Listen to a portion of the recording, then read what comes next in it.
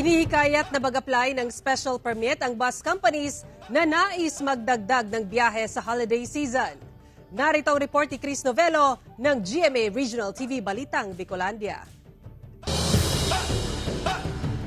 Kasabay ng holiday season, inaasahan na ang pagdagsa ng mga biyahero sa mga terminal para umuwi at magbakasyon sa kani-kanilang mga probinsya. At sa pagdami ng mga pasahero, nandyan na ang punuan at pahirapan na paghanap ng mga bus na masasakyan.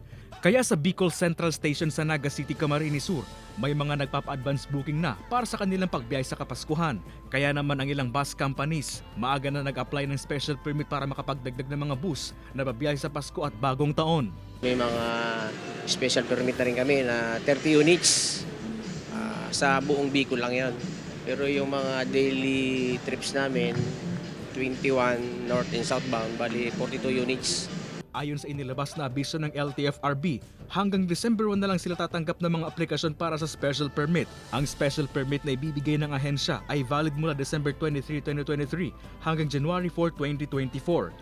Ilan sa mga requirement para makapag-apply ng special permit ang ORCR ng babiyahing bus, valid personal passenger accident policy, at board resolution o secretary certificate ng authorized signatory.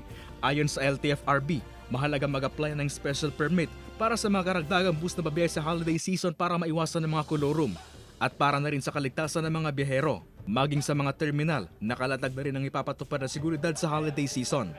Pinalakas uli natin yung mga natin sa terminals. Yung daw dati na yan meron, kaya lang nirevitalize natin. Mula sa GMA Regional TV Balitang Bicolandia, Chris Novelo, nagbabalita para sa GMA Integrated News.